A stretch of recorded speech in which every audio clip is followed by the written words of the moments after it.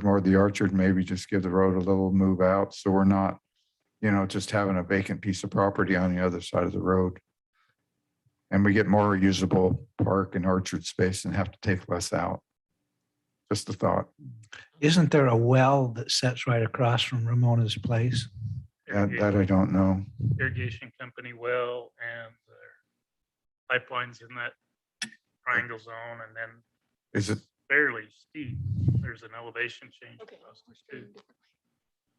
but where the existing road is, could we sort of follow that path to where we don't,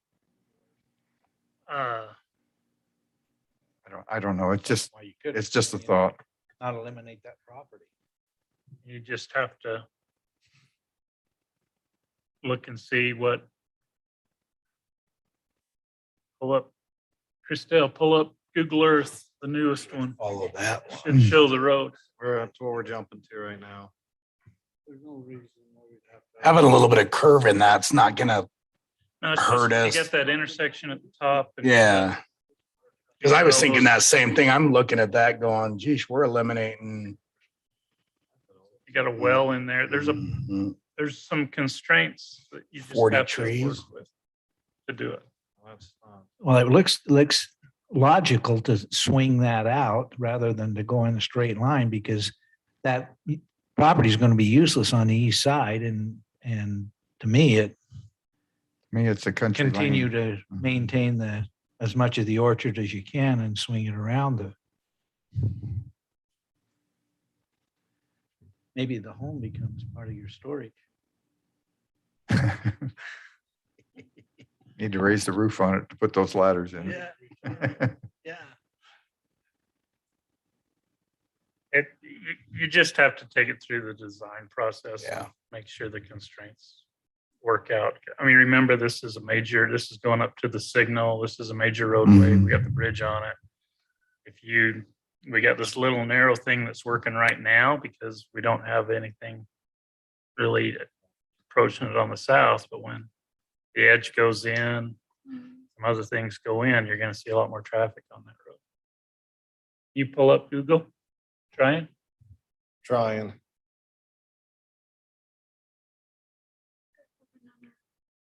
Go to the other now. You just gotta spend some time out there. There's a lot of elevation difference through there that you really don't see until you walk it, and then it becomes really apparent. Yeah, it's pretty steep at the edge of the shed, the barn that's out there now.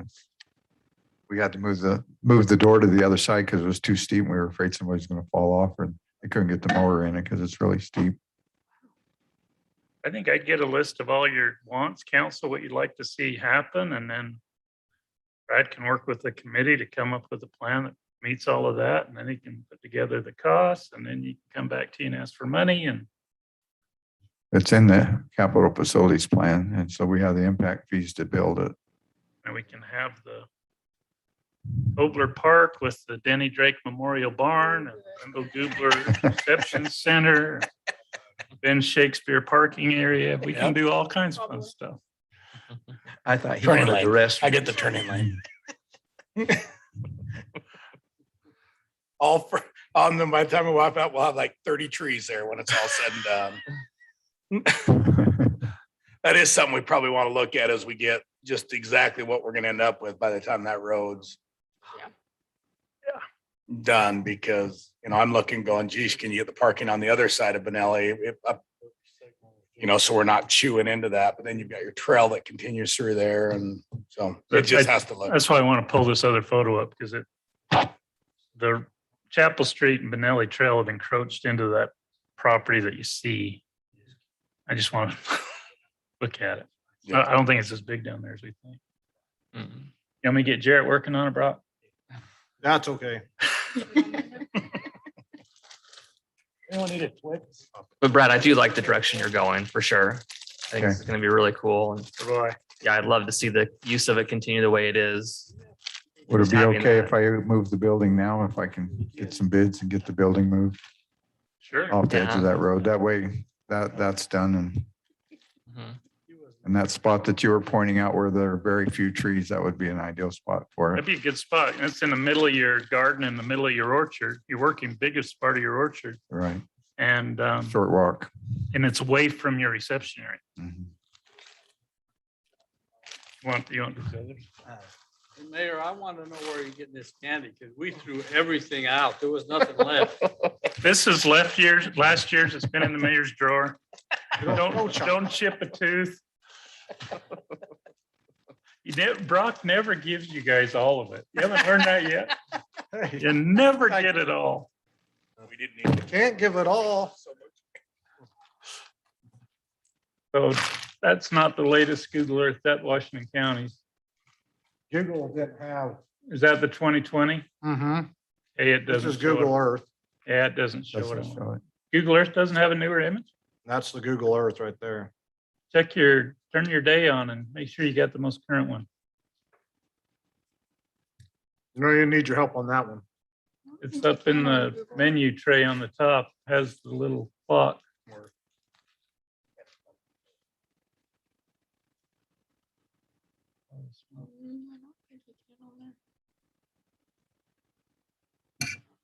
Anyway, we can get some new imagery for you, Brad, that'll help you with that.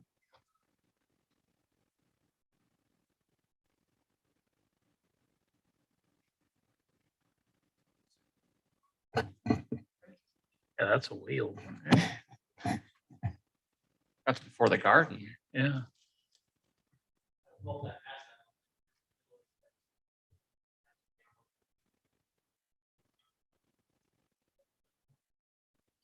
Okay, so we don't have Google Earth on the computer? Nope, just took it off the. Make a note. Christelle, get Google Earth on the computer. There's no bridge on that one.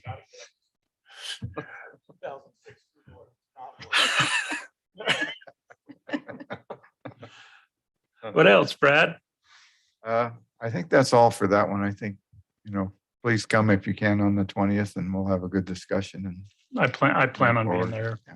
Talk to Jim and Just one more thing for that meeting, maybe if I don't make it.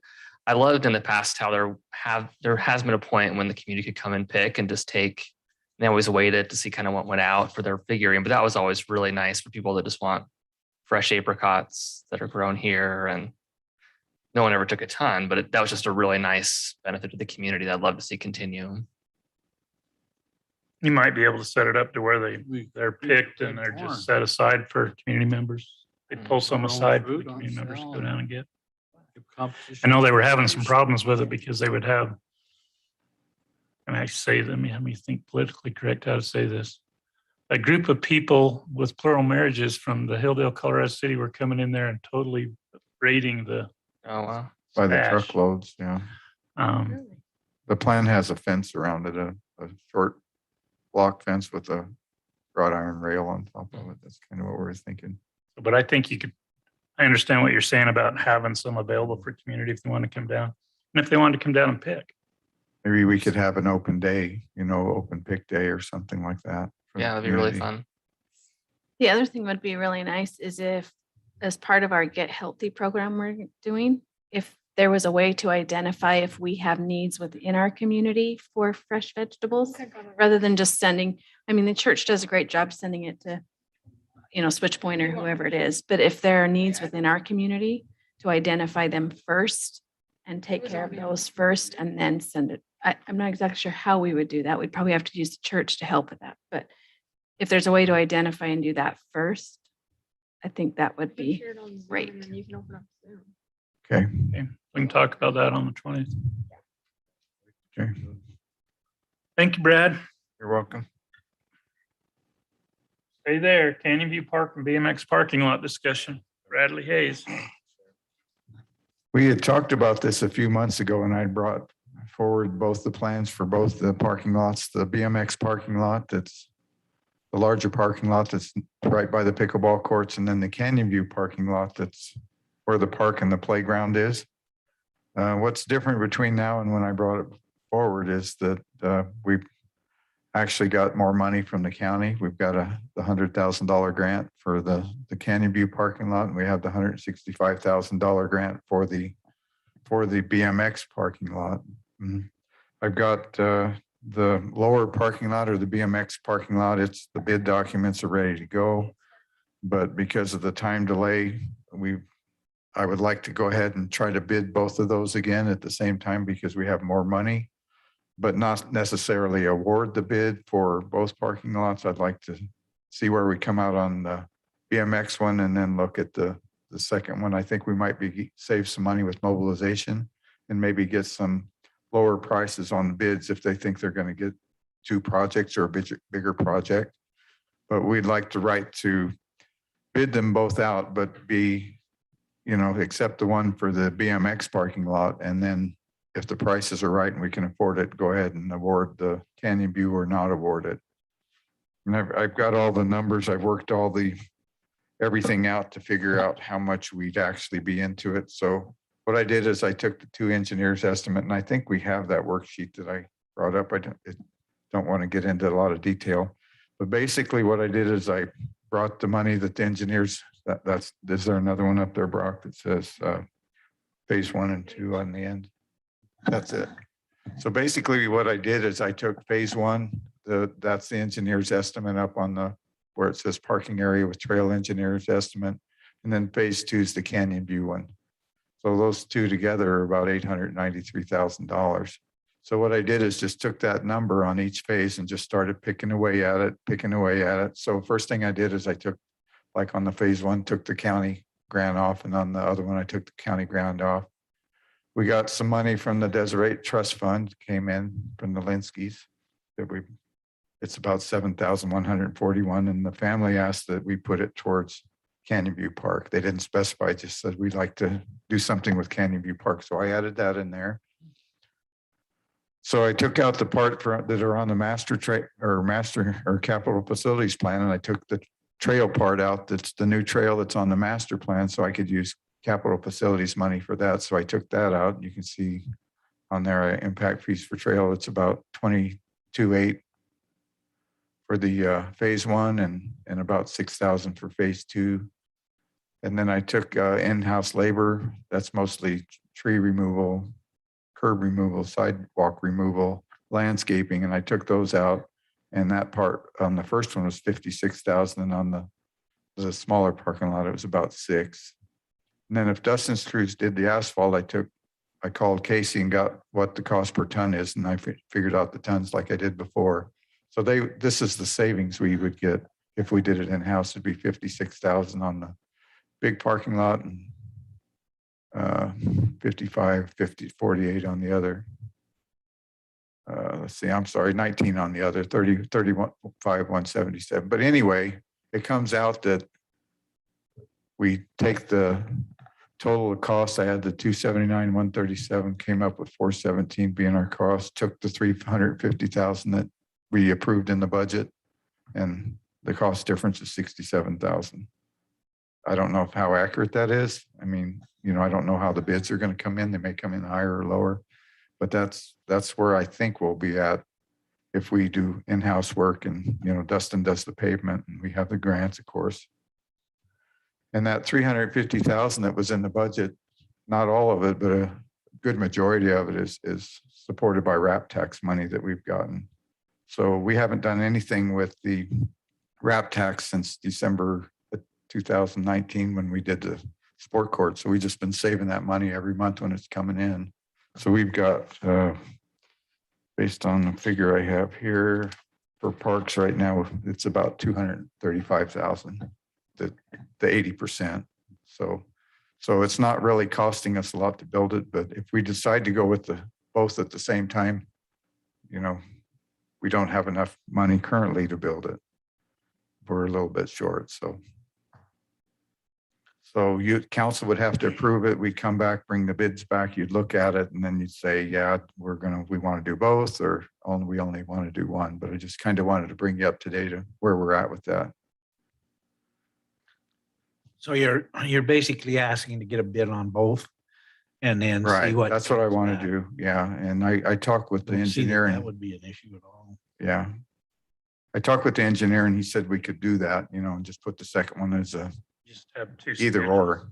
Have a Mhm. Schedule A and a Schedule B, and the documents written to where you can drop Schedule B.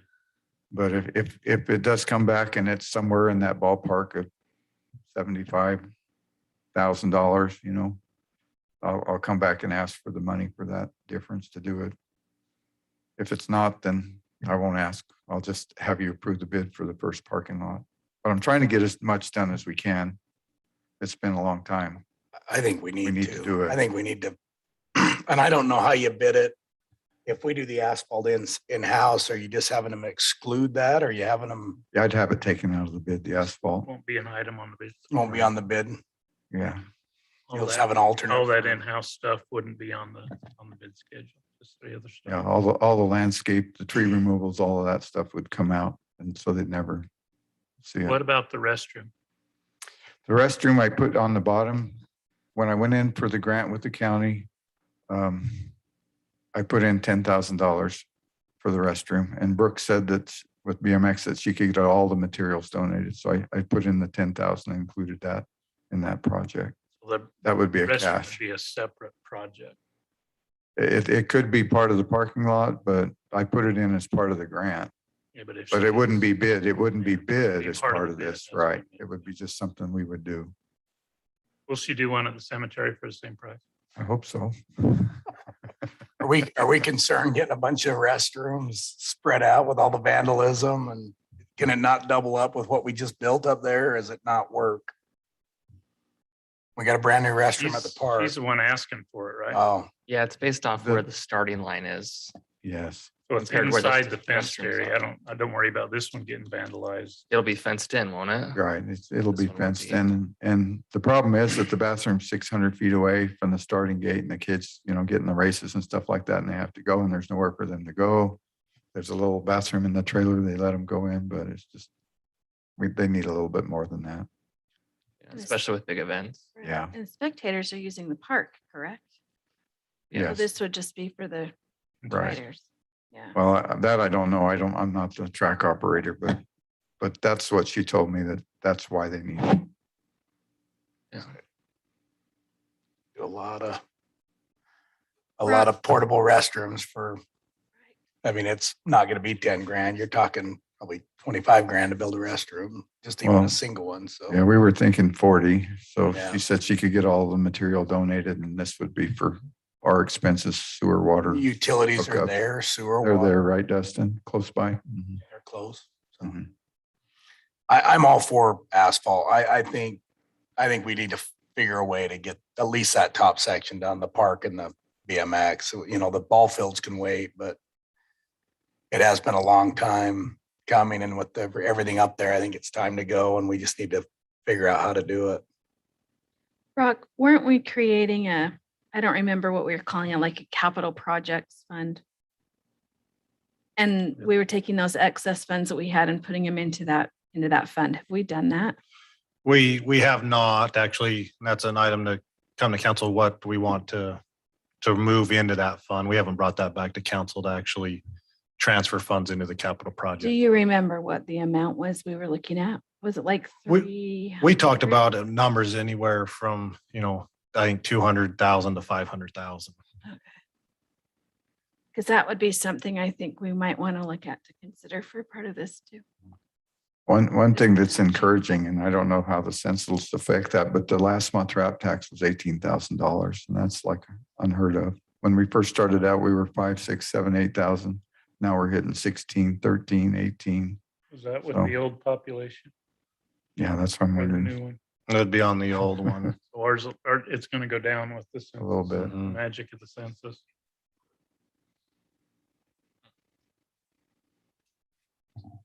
Okay. Yeah, and good job getting the grants. Well, thank you. I'd say Excellent. Get it bid. Yeah. Okay. I mean, when you're ready, work with Dustin on his schedule, because I know. Yeah, paving that's- schedules. That's what we're working around their schedule with all the other things they have going. But it could be a good winter project for a early winter project for somebody. Okay. They're done over there on Gates Lane. I mean, they're probably chomping at the bit for a little more asphalt. So Thank you. I visited with neighbors the other day. I tell you what. I don't get it. I don't Get get some it. Signatures. I don't get it. we're fine with that thing just falling apart. Okay, well, it's going to, so. It just. Crazy. Internal accessory dwelling ordinance discussion.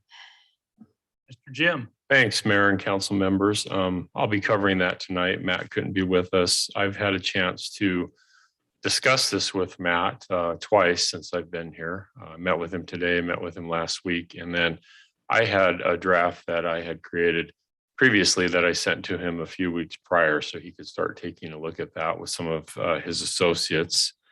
And so it's an internal accessory dwelling unit ordinance. It is referred to as IADU. And so I know we currently allow detached accessory dwelling units, guest cottage, or a detached unit behind a home. This is a bill that was passed this last legislative session on as House Bill 82. And it was passed and signed by the governor this year. The effective date is May 5th of 2021. However, they gave communities until October 1st of 2021 to put an ordinance in place. We're not going to meet that, but we're okay because we're in process. So kind of that pending ordinance statute, we are working on it. We're aware of it. We have an ordinance in process that we're looking to move forward on with both the Planning Commission and the council. So the key here is our legislature passed this bill last year and allowed for the internal accessory dwelling units. And I have to slow down when I say that because I'm so used to saying ADUs. Now it's IADUs. Are permitted uses in residential zones. So it's mandated. It's something we have to allow. And we want to put an ordinance on the books or in place prior to getting applications to do an IADU.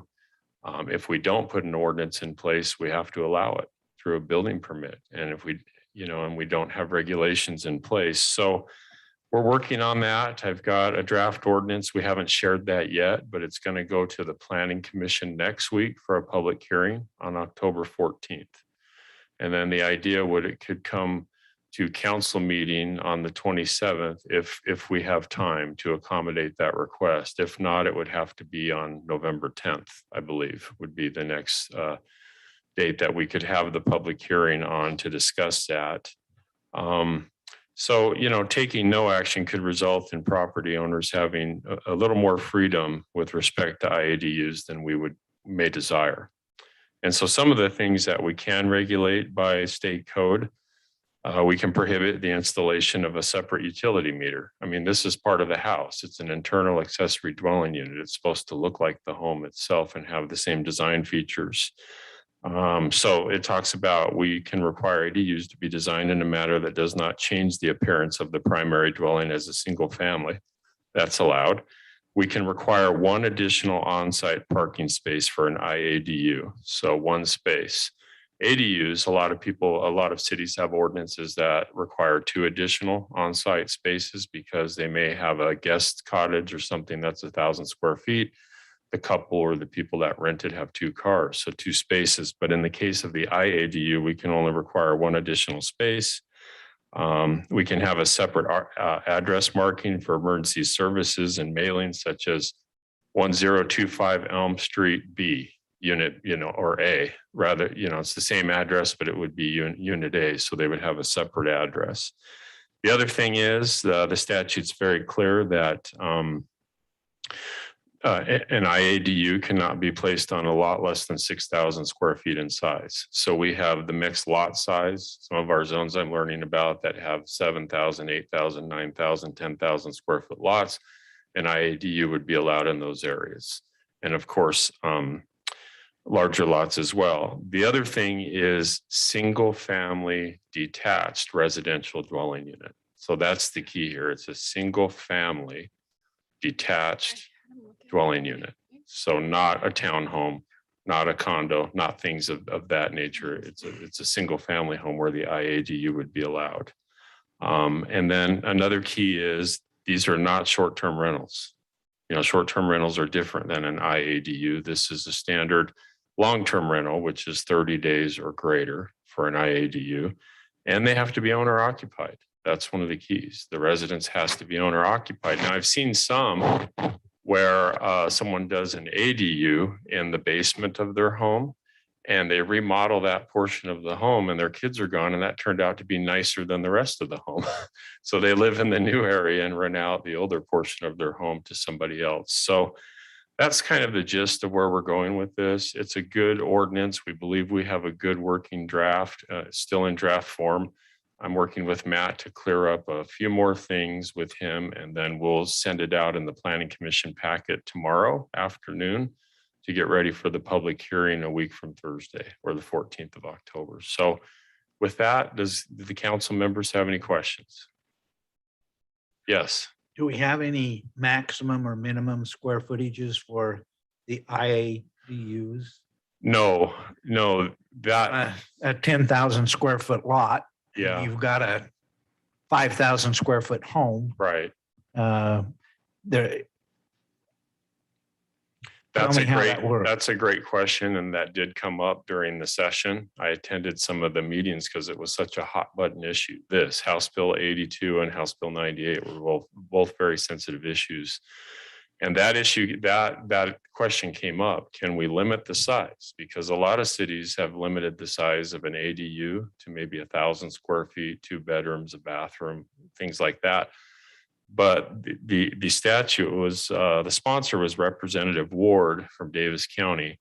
And that question went back and forth. And in the end, they did not put a limit on the size. So if someone has a 5,000 square foot home and they have a 2,500 square foot main and a 2,500 square foot basement, they could elect to rent the whole basement out for an IADU. So there are no size restrictions. It's actually prohibited in the ordinance. Yes, It yes, says the municipality may not do that. right. Probably for the reason, Yeah, let's say you live there, all the kids move out and it's just the two of you. yeah. You might be the one that's taking the IADU, just Yeah. moving into a bedroom. and There's renting no out the rest of the house. And so that's. I have the doghouse now. Yeah. It's a great question, Councilman Yeah. Drake, as well as Councilmember Shakespeare. And that did come up because a lot of families built a home in the 80s or 90s. And originally they may have had 4 kids. So a family of 6 lived in this home. The kids are gone. And now they're living there and they've decided, hey, we can do this and help out with some income because we may be retired or on a set income. We can rent this for $1,500 a month. Still And have a there's- bedroom there traveling on, Yeah, you know, you yeah. think about it, if you're traveling, you yeah. and your wife or husband, spouse, And there's no you're, limitation on it becoming a single family dwelling if the entire they don't want to rent it out. They've got a kitchen facility in the basement. That's not an issue. And we don't have to Right. mandate nor maintain Yeah. keeping track of what's there. Right, that's correct. The IADU, they're required to have a cooking, a kitchen, and a bathroom facility. Now, we will have, because it's a permitted use, we're going to work on this. I've been talking to Matt on a permitted use application for the IADU because we need to review it administratively and determine if it meets the requirements or not. And we'll just do that administratively. And that would be planning, the building official, and fire. It generally is who looks at those. That's how I've done them before. One of the issues can be the windows, the ingress or egress windows in a basement. They have to be the newer window, the old style. People can't get out of those. So it's a life safety thing. So there are a few little things like that. But for the most part, people are going to be pretty good. There's a lot of newer homes in Santa Clara, of course, and big homes. so just to, because you had mentioned this, that these obviously can't be used for short-term rental and that. Right. That said, I don't know if, did you guys see what the county approved yesterday? The county approved that. My guess, the county approved that owner occupied, you could utilize an IADU as a short-term rental in the county. This was approved yesterday.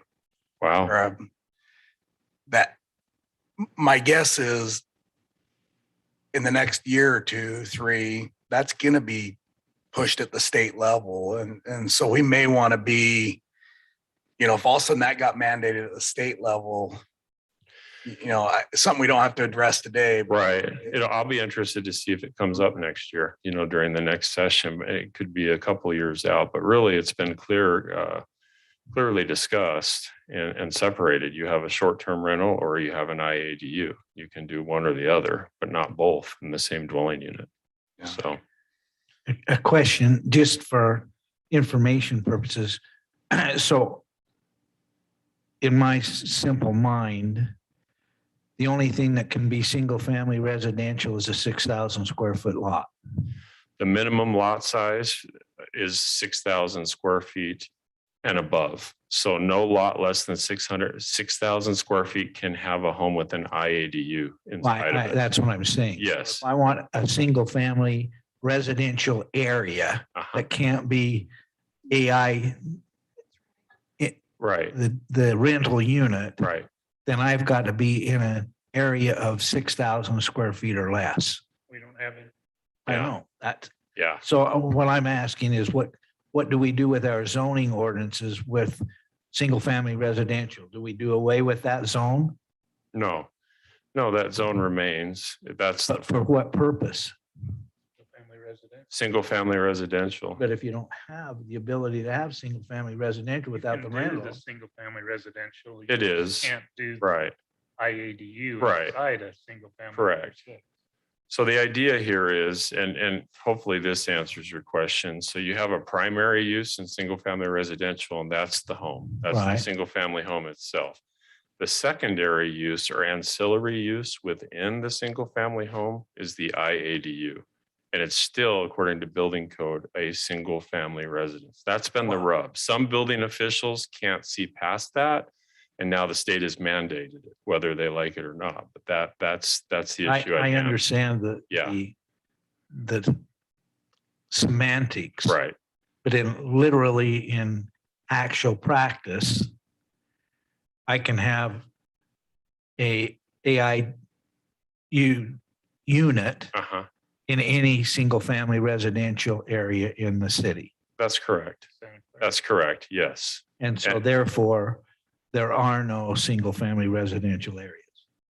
Well, yeah, that's the argument. It's the definition. There's That's been right. two It's sides to that. semantics of it, but So, in actual practice. right. But you Where cannot. can I put- go and Right.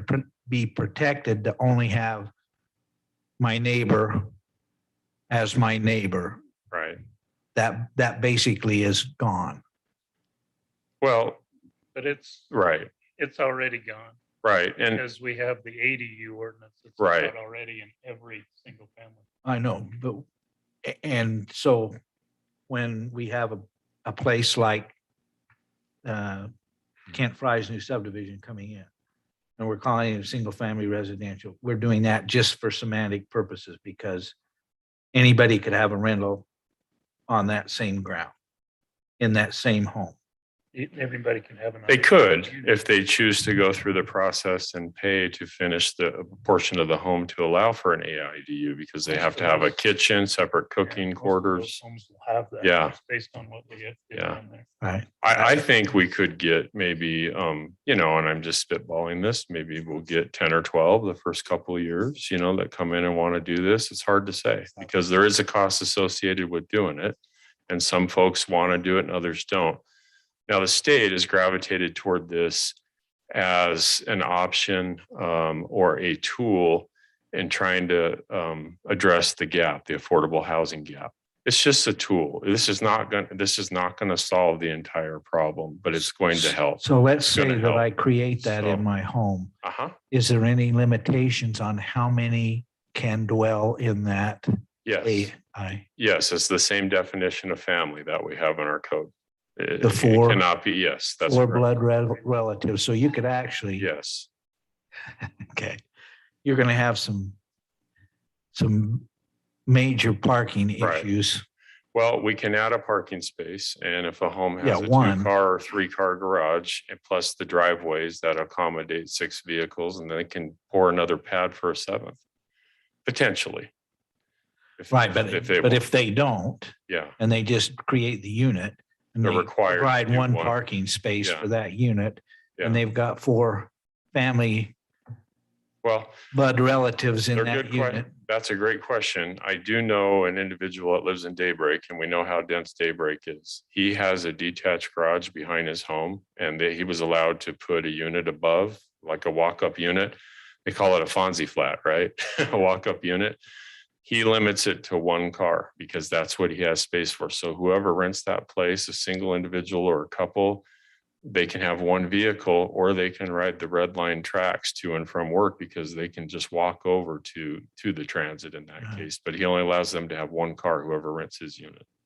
And so. And that's up to the owner. You know, you can say you get one car if you rent here. So, The owner Yeah. has to live there. I understand. And that won't be a problem. and in this for us. case, this individual's had his for about 2 years. It's never been empty. He rents for about 200 less than the close apartment projects with all the amenities because they'd rather live there where it's quiet and peaceful and in a single family neighborhood setting than in a big apartment project. So, I understand. okay. So I have a question. Yeah. My understanding is that it was for any residential zone. Yes. So it would include our PD, it would include our PD zone as well. Right. So are we making a restriction? So for example, if you live in, generally, if you live in a PD development, your lots are going to be less than 6,000 Yeah. square feet. So for a home that has the ability, are we going to put that prohibition on them so that they can't have an IADU? That's correct. In the ordinance, if the lot's less than 6,000 square feet, they cannot have an IADU. And that's in the state statute. That's in House Bill 82. That kept coming up during the discussions. So Representative Ward came back with 6,000 square feet. Originally, they had thought 8,000 square feet, but a lot of communities came back and said, hey, we've got a lot of lots smaller than that. Yeah, So, I guess my question is where I think it's an option that we may put that into place. Is yeah, there any appetite for us to want to be able to allow that in developments where that may be the case? I mean, I'm looking at my house. yeah, I have a 2-story home, nobody in Right. my basement. I sure, could easily rent out my basement sure. under this IADU, Are you Uh-huh. in the PD zone? but I'm in a PD. Is it common area or is it lots? There's- Yours doesn't have common area, does it? It has, Around the outside? has limited. Yeah. Yeah, because it, And so because of that, it doesn't meet the 6,000 square foot.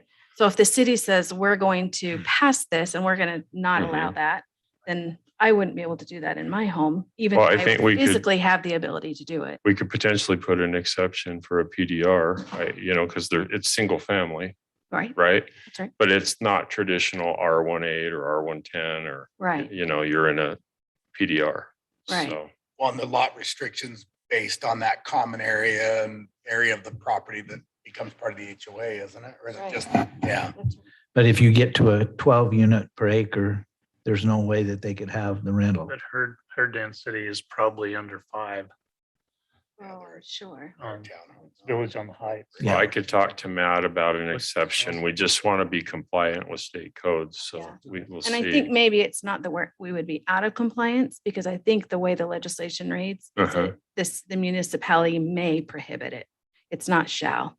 Okay. So check with him, but I just know that might be an option where we've got some homes that are single family homes in a PD zone that won't meet that criteria, but are large enough that you could still have that option to provide some of that ability.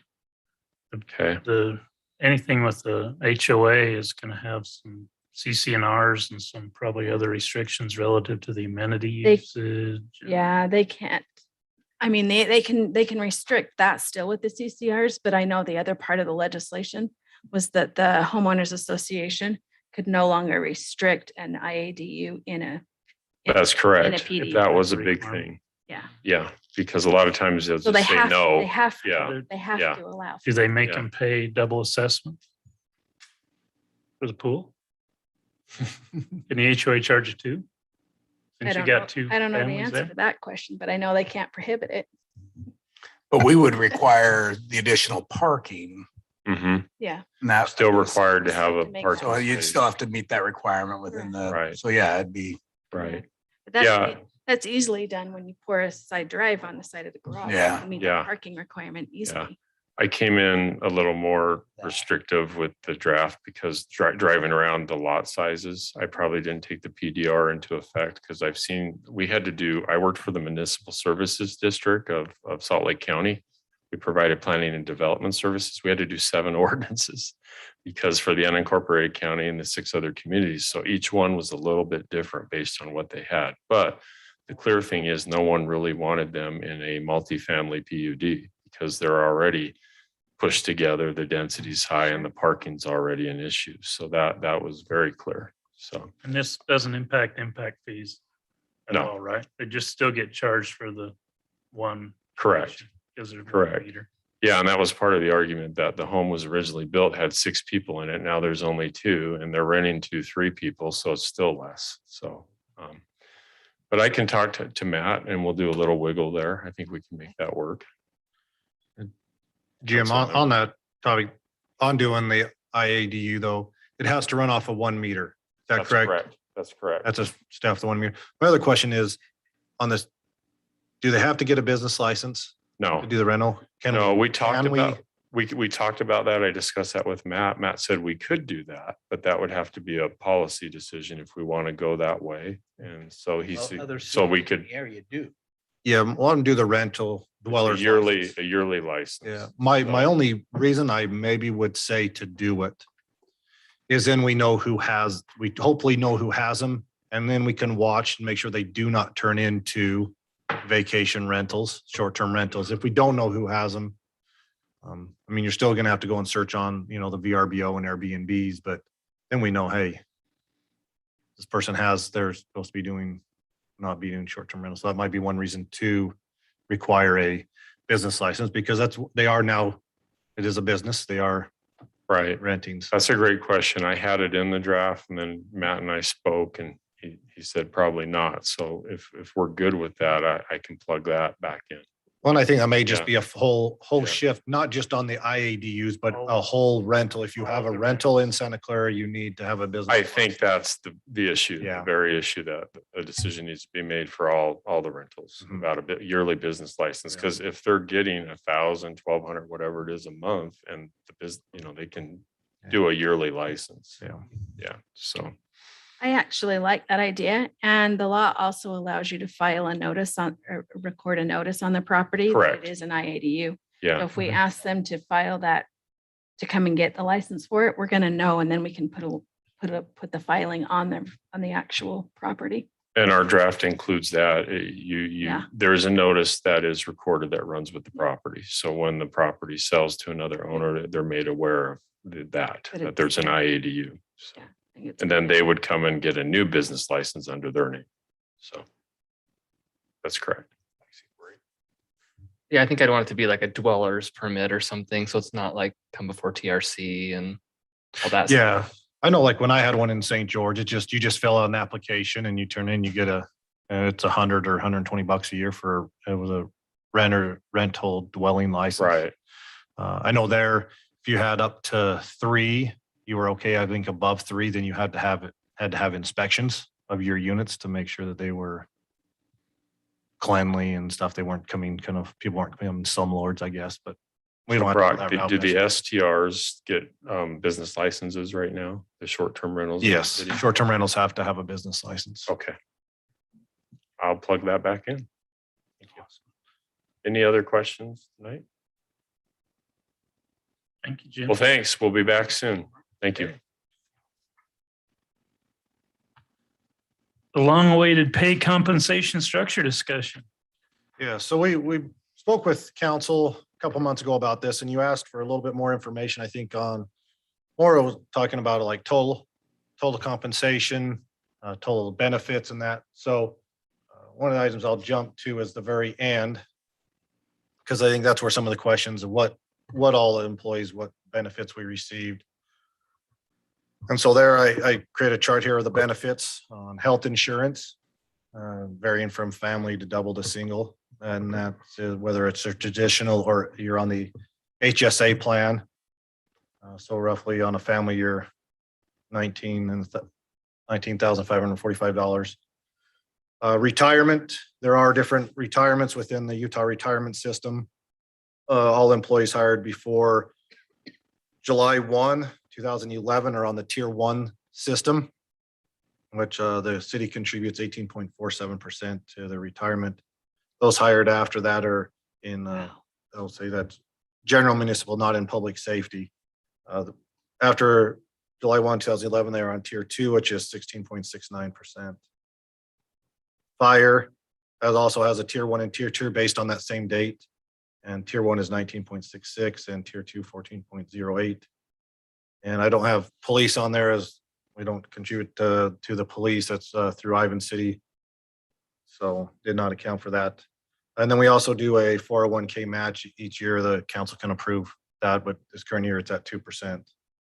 So vacation, you see there, depending on your years of service, you get start at 2 weeks and can get up to 4 weeks. And with an annual carryover on July 1, you can only carry over 240 hours. So at that day, it's a use or lose at that point. So we have 12 paid holidays. Sick leave, they accrue 1 day a month. So 120 years, that's at 10 hours, 120 hours annually, and with carryover of 960 hours on July 1. We do provide an annual sick leave buyout for those employees who have reached a threshold of 360 hours. You've reached that number in that current year, you can buy out sick leave. You can buy out up to 60 hours. You have to always put 60 hours into your bank, and you can buy out 60 hours without dropping below that threshold. So each year, but if you use 10 hours, you can only buy out 50. You use six days or 60 hours, you wouldn't be able to buy out any. So we have that benefit. We do that in November of each year. And then also we have the life insurance and AD&D that the city pays for at $50,000 each. So it costs $8.65. So that's the benefit side of what the employees receive. So that health insurance is paid 100%. what are your 12 paid holidays? You'd ask me, 12 paid holidays. New Year's, President's Day, Memorial Day, July 4th, Martin Luther King Martin Luther King Day. Day, July 24th. Thanksgiving, Labor Day. You get 2 at Thanksgiving and 2 at Christmas. We take 1 at Thanksgiving in lieu of Columbus Day. That's 12. So I don't know if that's 12 or not, but I'd have to pull the manual to count. Exactly. Bank. Yeah. Federal holiday. They're all the federal, Gonna hit it except for quick. 24th. So what we They talked. put in more hours. So what we talked about previously is, this is roughly our current pay structure. The minimum, you have a midpoint and a maximum. Maximum is 100%. The midpoint sits at roughly 86% of that, and then the minimum is 71%. Right now, there is no guide for us to how we go through that range, how somebody moves from, if they started at the low end at 71% and how they get to the 100% throughout their career at Santa Clara City. There's no, say you're going to get a minimum of 2% each year, or when you might hit that maximum, and you might not hit it until year 30. There's no guide. So it's just been really however department heads, city manager has decided what raise to give somebody. So we wanted to get more of a guide so people are moving as we have sat down and talked with, looked at people's pay and seen, hey, people have been here 12, 15 years and that maybe they're not even to their midpoint. And it seems that's awfully low for somebody who's maybe been here 12 to 15 years to still be, maybe at 80%, 78% of their pay structure. So what we discussed as management of the directors, we thought about moving people from their hiring point, or if you're at the minimum 71% to that 86% over a 6-year period, which would be 2.38% each year. So if you got hired and you were hired right at the bottom, the minimum, in 6 years, you would be, if like on the range here, if you got hired at 43,000, that range 1, in 6 years, you'd be up to 52,000. And then from that midpoint to that maximum will be another 6 years and still another 2.38% each year. So by year 12, you would have gone from that 43,000 to 60,000 over 12 years. So what, 17,000, so 2.38% each year. That will put you at year 12, you'd be at your maximum. And at that point, we also want to be able to, for employees that they're not capped, they're just stuck at there for the rest of their career. So we, and this asks that we would be able to move that maximum up 15%. So you'd actually be able to go up to 115% of that market average. So actually that person would be over that time period up to there would be able to go up another 15%, which would be actually 70,000.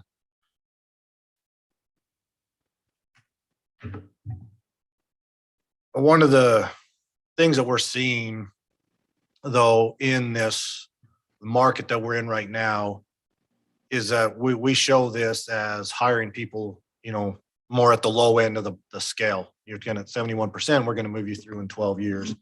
The reality is that's not where we're hiring and not where you're going to be able to hire people. Very few are going to be able to hire at that lower end. You're going to be hiring more at that 86%, 80%, 86 to 100%. Just being able to just weigh the market is today and trying to get people. Plus you have other municipalities here where we were talking about a 12-year range to move people through. I know one of the municipalities here in Washington County, their structure, what they're doing is hiring at 80% and you get to 100% within 5 years. So we're talking about a 12-year, they're going to do it in 5, which also creates, for us of how holding on and retaining a retention of employees when other municipalities are moving much quicker. So I know we talked a little bit this in our director meeting this morning, that maybe 12 years is too slow. We're not moving fast enough to keep up with other municipalities. And do we end up behind and we start losing people because, hey, they can go next door and make $4 more an hour or $5 more an hour. So understanding that we don't also have the resources necessarily of all of our neighbors, and we can't, try to just keep up with our neighbors all the time. But we got to stay within, I believe we got to stay within a reasonable range.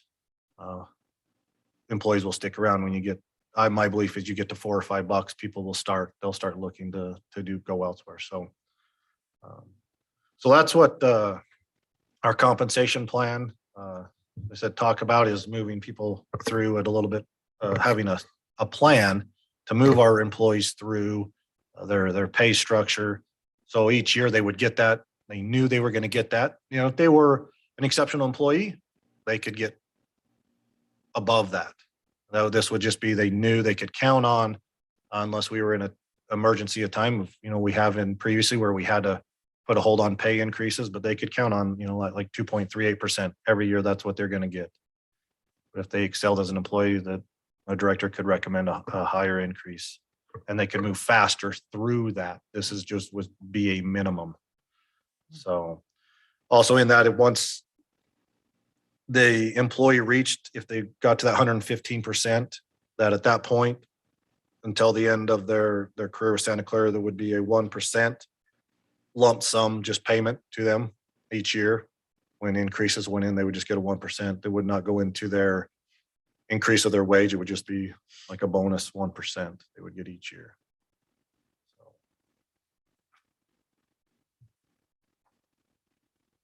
So Brock, if it went to more like a 3% per year, I'd be interested to see how much more quickly you get there. That might get you closer to 4 or 5 years to reach each section. I don't know. Yeah. I mean, what is a standard cost of living adjustment nowadays? Well, Between 2 and 3, isn't it? so we haven't done a straight COLA across the board at the city for actually a number of years. Previously, a lot of times, previous management, they would look at, we didn't do increases on a yearly, it would be every 3 years. And then they would take what Social Security had done over 3 years, and they take, okay, say they did 3 each of those years, that would be 9%. And then it would be factored out about 9%. It would take around 8 or 9%. How long had you been with the city? If you'd been with the city all 3 of those years, you would get the 9%. If you came in later, you'd get less. I will say right now, proposed, what I've heard from Social Security proposing for this year is 6.2% is their cost of living adjustment, what they're proposing. So, and Or that not, might, if they don't up the debt limit, then it's not. Oh. And 6.2%, if you've been out and shopping and eating, 6.2%, you'd probably say that not enough to where cost of living is. When it's gone up, so. Well, So when you say there's been no evaluation, is there any performance? We're talking about incremental increases, and then are there performance-based increases also, and how is that determined? So performance-based, that's how most of our raises have been done, based on performance. There's an evaluation each director does each year with their employees, and then the director comes and makes a recommendation to what he feels those employees with. It's been with myself, and then we have a discussion, and either we come to say either that number's accurate, or we may say, you know, they need more, or maybe that might be less. Hey, and we'd like to see some more out of them. We'd like to see them, you know, take some more, a different, you know, more leadership role or stuff like that. So we've had them go both ways when we've had those discussions. So, but it's based on, most of it's been based on performance. And so is that, have we got a guide in our employee? So, yeah, we used to use a online service, and we ended doing that a year or two ago, and we've just created a template for directors can just ask their questions and go through and rate how the employees are doing. And most of the time, even before the end of the year, with our staff, our directors they're in touch with our employees consistently. As a small staff we are, that they have conversations with them consistently and are evaluating them on a, you know, more consistent than just once a year. So, but there is a form that we can And fill out so now. there are those who can actually receive more of an increase than others based on performance. That's correct.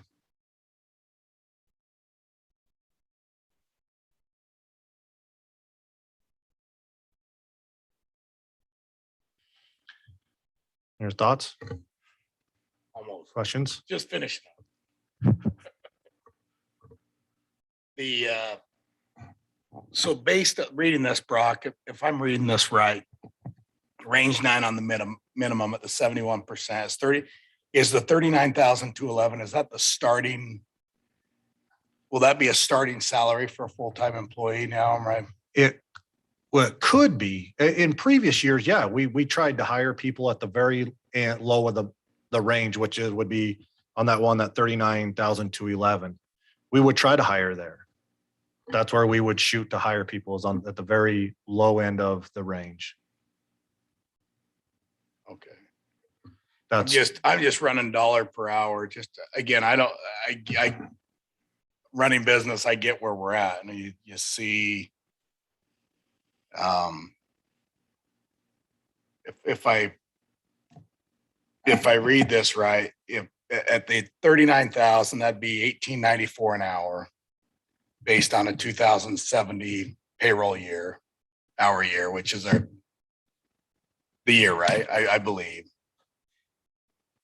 Am I right on that? 2080. 2080. Yeah. Okay, so I'm on. So it'd be a little bit less. I went 70. Sorry. But the benefit package with the retirement, the health benefits, and the PTO, the paid time off. Retirement's at 10,200.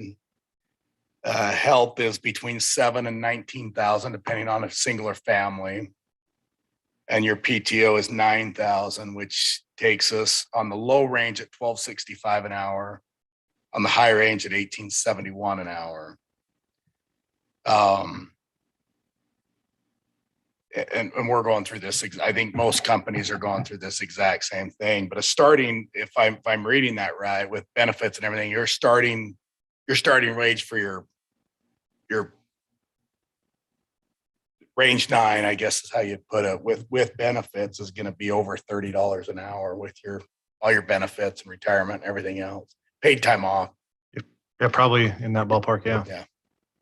And the reason I ask for that is I think it's important as employees come in as you hire, we've evaluated, I think most companies do, going, best way to, because it's not your benefit packages are almost as much as your wages at that starting wage. So I was just running, like I said, numbers through there. I may be off $1 or so on those, but it's reality where we're at.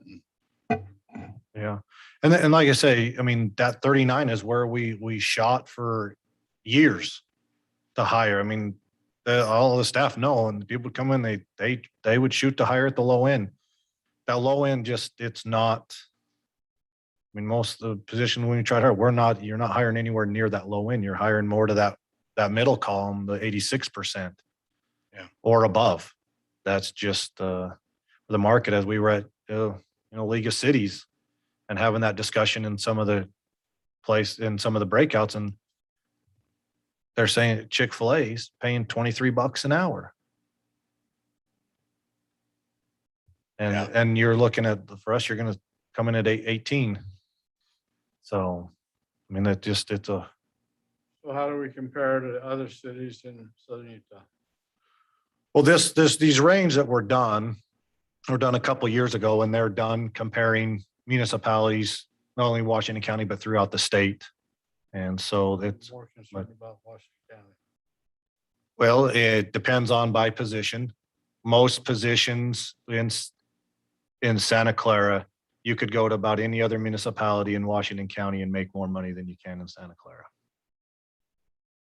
Now, where that is from 50 cents to $5, $10, or even more. Everyone's different. So, but the majority of the positions, there are some that maybe we are the same, or maybe we might be a little bit ahead, but the majority of our positions, you could go to any one of the other. I say municipality, I'll say Ivins, St. George, Washington, Hurricane, and you could make more. We having a hard time keeping people? No, you can, that's 4 or 5 people sitting right down there. That's why we don't. Because of a culture and environment that they've created here at Santa Clara. Why people don't and why people want to come work here. Brad, did you want to add something? Yeah, we lost an employee last year because he went for $2 more an hour over at the county. And that's all he saw was at $2 an hour. We start our employees at $15 an hour, and you multiply that out. After take home pay, gross is about $31,000, and how do you pay the rent on that? And how do you raise a family on that? It's just, I don't know how they do it, but they're sticking with us. We lost that one, but I know the other employees that I have, they're really concerned about, how are they going to make it? They want to stay and work here, but they just, they're really squeezed, especially the ones starting out at 15 or $15, $16 an hour. Those are our workers. The supervisors are only making in the low 20s or high teens.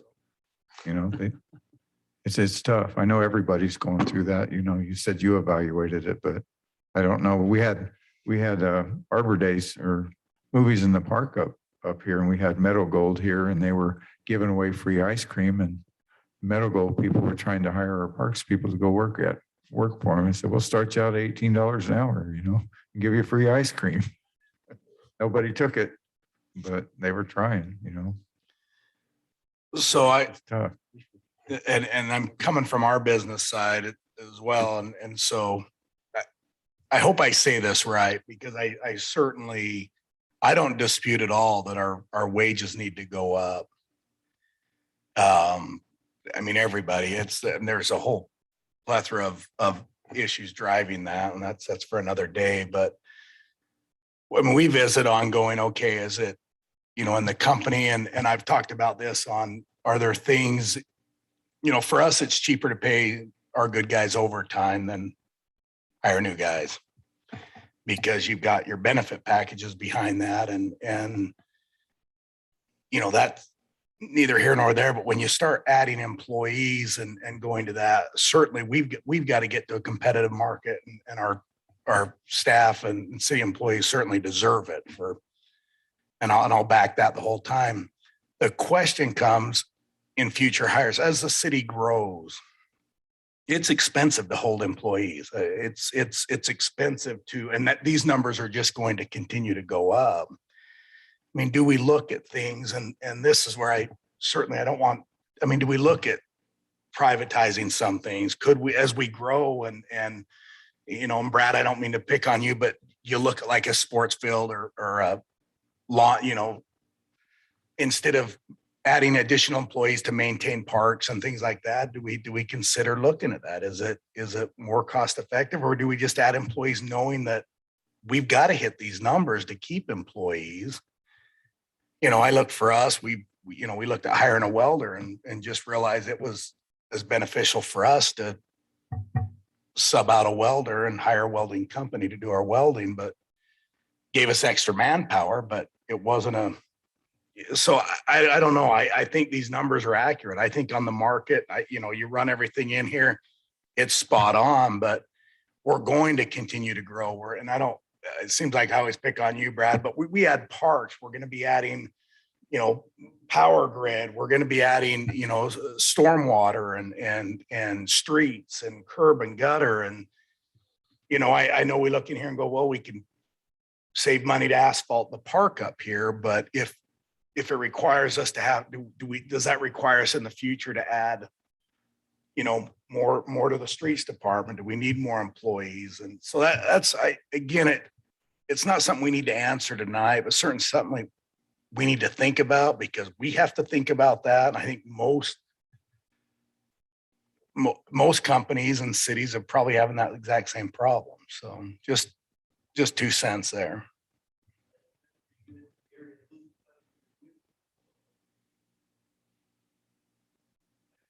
Get into the area, losing touch with your community, because if you have, a special function that we can call up some people, we need to set up some chairs, and like Constitution Day was just like that.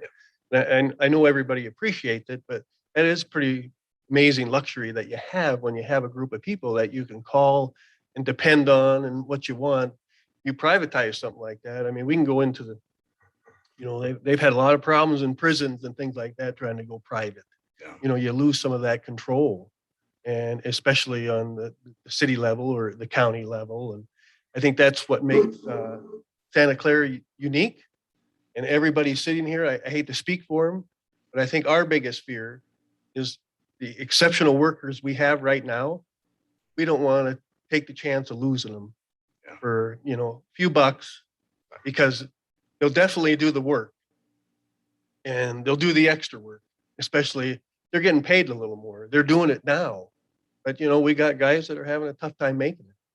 Oh, I don't disagree at all. Yeah, and they're everybody. It's not just us. And I sit there, you look at Swiss Days, and I mean, Swiss Days was a gigantic success. There you go. I mean, That's it just one. no doubt. There's no doubt. Again, just trying to go, how do we get people paid, making a living wage, and still because we are going to develop out. We are, as a city, are going to be working off sales tax revenue and property tax, and not going to have those building permits. And so how do we manage both, keep the exceptional staff we've got, and those we get everyone so they can afford to live? Certainly those are these numbers are accurate. I don't dispute that at all. Can I add something there? If we have an emergency or something like that, like the dam breaks or where the river floods or something like that, these people, and they work for the city, I mean, they're there and they're in completely 100%. If we go to contracting and things like that, I don't know that we'd have that, honestly. It would cost us more if you did. I don't know that you could get them here. The ability of this staff to do the multiple functions that we ask and expect of them now, because they've met our bar, you would lose that going and trying to contract service out. They wouldn't have those crossover uses that we utilize a lot, and we utilize them a lot. It's not just Swiss Days. It's all throughout the year on different applications and projects that we ask a relatively small staff to go do things that are outside of their realm of expertise, and they do it, and they do it well. And the residents appreciate that. That's the biggest thing. I get a lot of compliments on Dustin's crews, on Gary's crews, on Brad's crews, specific to the crew and the performance of the work. And a lot of the compliments are work that are outside of their job description. Where they went over and above doing something that you wouldn't necessarily think it'd be in that guy's job description. So I would like to add to that, Mayor, the pride that the employees take where you're not going to get from a contract. Yeah. That's the big thing. They're working for their city. One of the things that you know and we know is that there's only so much tax dollar that comes into the city. And so a lot of it requires prioritizing by us and, in my mind, by you in capital improvements versus wages. And I think this comes back to management.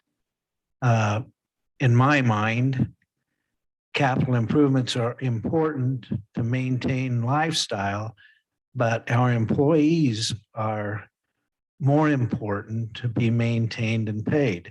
And so our prioritizing, I think, comes from our department heads saying, do I need that now, or can I put that into wage? And different than the school board, where the state mandates X amount of dollars goes to capital improvements and X amount of dollars goes into wages, we have the ability to combine and come up with formulas that work for our employees. And to me, we're working on that right now. And if we can maximize you guys' abilities and at the same time maximize your income, that's the win-win without losing the lifestyle that we enjoy in Santa Clara. And I think what you're doing right now, what Brock has presented to us, is really a key for us to look at and say, hey, where do we want the employees and what do we have to do to get it there? And so I think a challenge to the city council is to come up with what has been given as advice from the staff, but also the staff needs to come up with help for us so we know exactly what we need to do. But in my mind, we need to make sure you guys are paid well. And for the services you perform, I think that we need to just knuckle down and come up with a formula that works. And I think it's going to require decisions on your part and evaluating your people, making sure that those that are doing a great job are getting compensated, and those that are not doing such a good job, you can encourage to do a good job. If they don't work out, then you find somebody else. But at this point, I think my mind is we just try and come up with some way of doing it. I hate to suggest raising taxes because I don't think that's the method. I think the method would be in determining what we do need to do as far as projects, whether the money needs to be spent there or do we need to spend the money in equalizing the opportunity for our employees. And so to me, that's a combination, and I appreciate what's been done, and I think we ought to work towards that goal.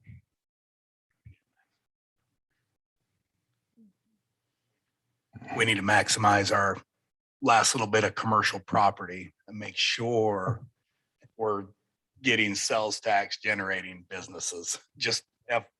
And again, that's where it's, Brock, based on everything that's been proposed, what is that fiscal year 2020 or 2021 to next? Are we talking in the budget line item of salaries and wages, are we 10%? What's that going to do in that? I'd have to bring you back that number. I didn't calculate as over a whole what that would do. I'd have to bring that back to you. The numbers are accurate. I don't dispute. I mean, we've been going through this in multiple companies for a year now. And so it's not there. It does put a ton of pressure on, in a private industry, you generate revenue by the business, and you can adjust it in your bids and all that. In public, how do we generate revenue, sales tax, property tax, things like that. So And I know the staff is, this last year in the budget was very appreciative of council. I know when we came and we had our like needs list and wants list, and council said, hey, let's get it all, whatever you need and what you want. It was something for his staff. I mean, years they've put off a lot of equipment, and it wasn't in trade for wages or anything else. It just is what the budget, the restrictions we had financially. And I know they were very appreciative this year of being able to get a lot of equipment and things that have been held off. And I know the staff, if that's came down, they'll make the tough decisions as well, what is needed to be done versus the projects and equipment to take care of their employees. So. And also I'll agree with you on the sales tax too. If the legislature changes anything with the sales tax distribution formula that's been discussed too, our commercial becomes even more important. So. And I'll add on to that I shared with, I think the council of the League of Cities, our census number, that our population went down by about 1,000 from what they had projected. So our sales tax revenue distribution shrunk. So we had the estimate that the census they had been given to the state was about 8,417. And when they gave us the new number came out in September, it had 7,555 for our population. So our came down by just under 1,000. So our portion of the state based on population shrunk. So How many rooftops are we serving, Gary? Well, it's second homes. And that we're not the only one. I know Washington was down. I think they said theirs was down over 3,000. But I spoke with the guy at the state, and he just said, he goes, I'm just mandated by what the Census Bureau gives us. That's what I have to use. But I said, I looked at their spreadsheet and I said, that's the 2017 number. Did anybody's go up? I haven't talked to anybody that has, but I had just conversations with Washington's the only one I talked to about it. Be curious. I think it's the second home impact, but you're not getting census counts Sure. on the second homes or the vacation rentals. So how many second homes have we got? How many? Yeah, I didn't. Vacation rentals, and you're going to lose those residents. Yeah, I only spoke to Washington. I know Ivans went down though, based on their number that they'd given us, and I think looked at their Washington County number. as a whole is probably going to not reflect the accurate population because of that. It's the problem the water districts always had. That 25% second home eats our lunch on our consumptive use, and it's doing the same thing on our census. Because we don't get credit for all those homes that are second homes, vacation homes.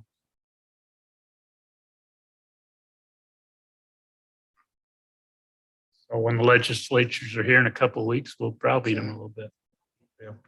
Mhm. Yeah, we need to have some good conversations with them about those things and see where they stand for us to. Just remember, forward. they will be here on 27th. Yeah, it's 27th. October 27th, we've got Lowry and Don Ipson coming. Make your list. So Brock, is that a primary residence number, not a population number, right? Is that I think what the- population's based on primary residence. Because if you get, well, think about it, you get the tax, I get the census. Do I fill it out on my primary resident who live there, or do I do both on it only comes to my primary residence. It doesn't go to my cabin. Right. So it's going to go to those primary residences and the renters that are living there. If there's somebody in the home as a rental, then it would probably show up. But a second home typically doesn't have a renter in it.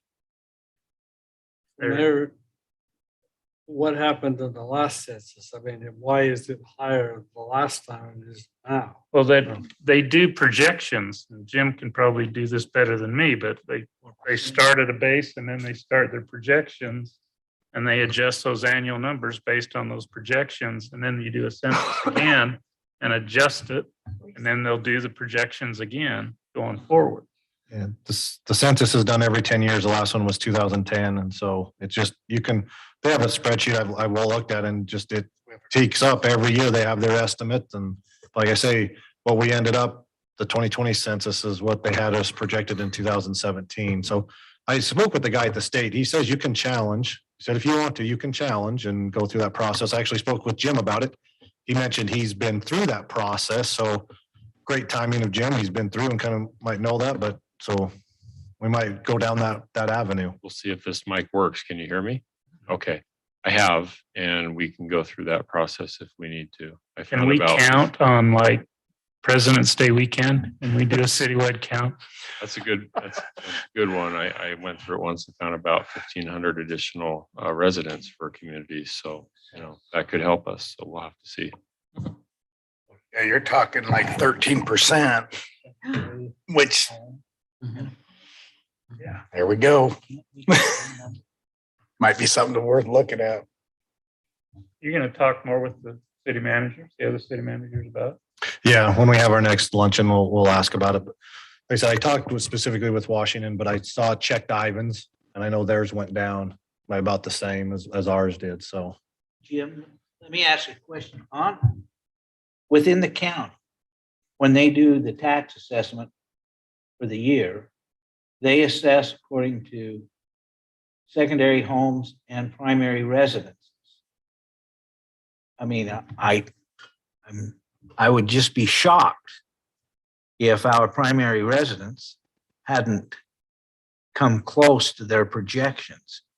And the secondary residences, I mean, a lot of them that use long-term rentals, if it's a long-term rental, it can qualify as a permanent resident. Therefore, if they've applied that, I can't imagine that we're not. But if nobody's there though, if they've not rented it out, there's no. I understand. If there's nobody permanently renting it, then it doesn't qualify. But, we've got short-term rentals and long-term rentals but when I fill out my tax return, my sales property tax, it's a 55% difference between and I would bet that a lot of the people have used this as their primary rather than their secondary just because of the cost of the homes. But I don't know that. I wonder if Washington County has run that. It'd be interesting to know where the census sends the forms. That's a good question. We'll have to take a deep dive. I don't have an answer. It's a good question. Well, then you mix in, this was all done during COVID. Sure. And how many doors got knocked versus how many. Well, and they've delayed it really long. I mean, here we are, when Oh, are we and- gonna, See, and it's late in 2021. and I don't even know if they knocked doors or a majority was done. In my mind, I got something in the mail to fill out online and how many people actually did that. I mean, that's a whole. What happens to a home that's owned by an LC?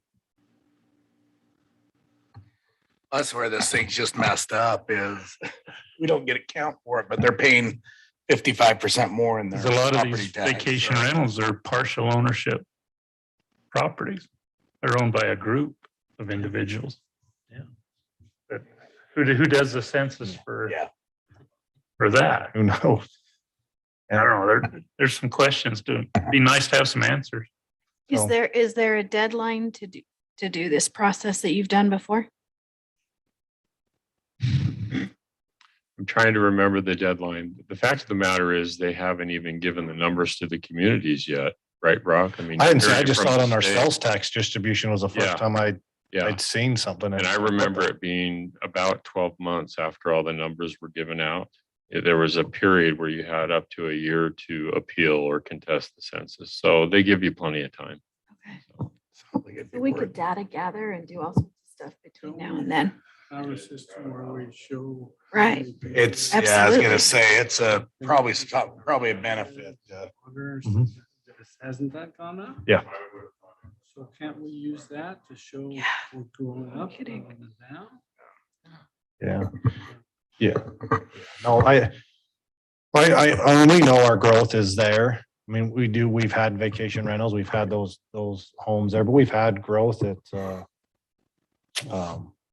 but the coming to the census is, and then they don't even, I think when they come knock doors, they don't knock every door. They do like an audit. They knock a certain number of doors and they find out what's the average number per household and times it by the houses and that gets you a number, so.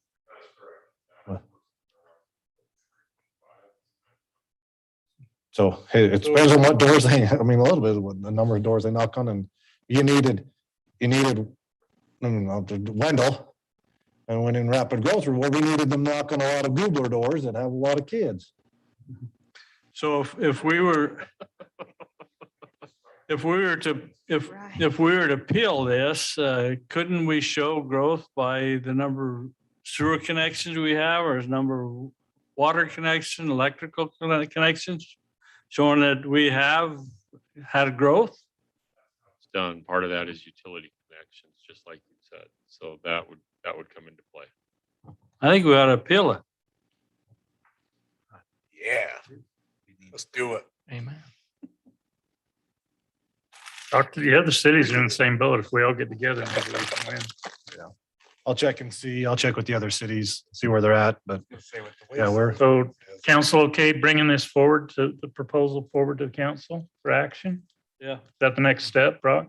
well, yeah, we can bring it back. I'll just jump back to some of what Denny talked about of bring stuff to. Are you okay? Or would you rather see, I know Jarrett mentioned, hey, if you looked at it at 3% and doing something quicker, do you guys want to look at something a little bit more faster, progressive through that? Bring that back? I think that depends on money. Yeah. So as you do your assessment as to where we need to prioritize and what we need to do, I think that can be determined a great deal by how we're going to spend the money. And if you're suggesting that more goes into wages, I think we look at more going into wages. All right. Yeah, we'll bring something back. We'll meet directors and with Debbie and we'll put something together to come back. So, Cool. Thank you. Thank you, Brock. Okay, staff reports. Bradley, you're at the mic.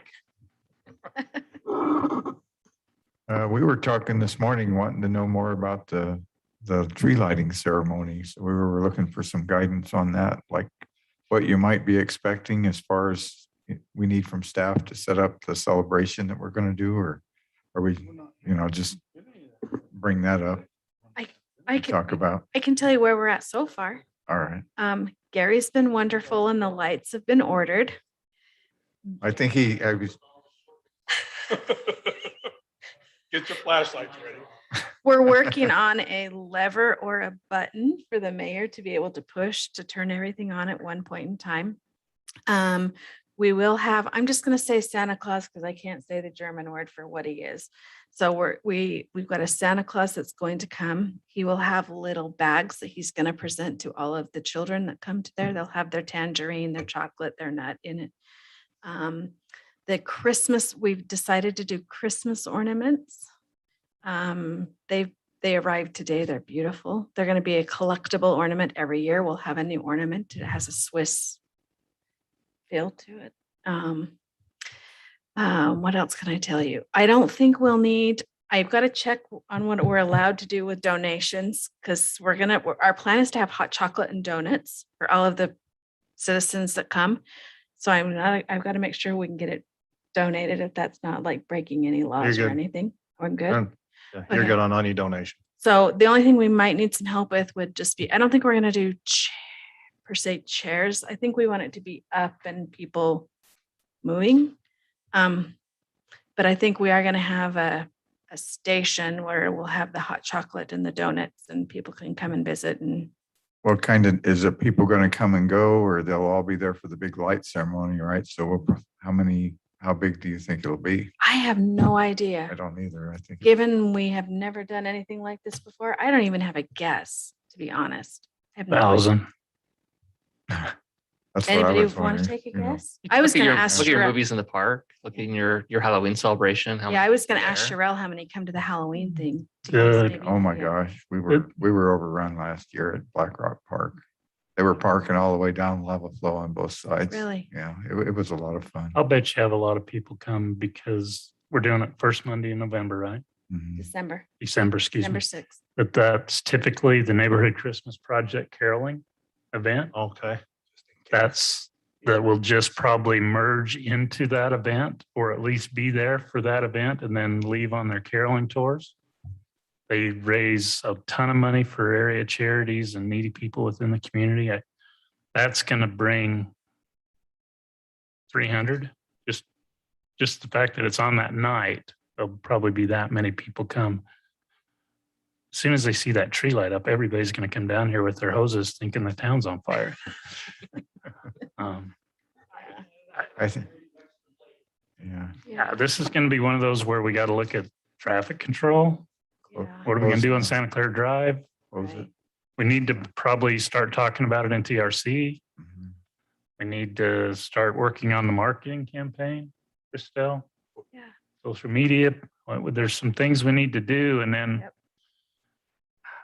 I'm if like everything else in Santa Clara, when you do something good, you're going to get overrun with people. They're going to come down.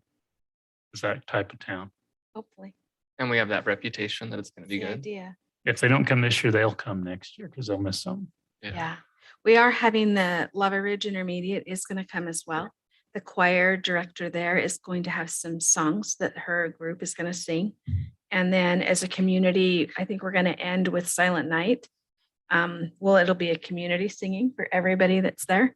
She's going to have their group sing the first verse actually in German is what she's planning. And Wow. then the community will just sing normal for all the rest of it. We don't need any risers or anything like that for that. I don't know how many, as of right now, students she's going to have participating, but they can just stand. And so we won't need to accommodate that.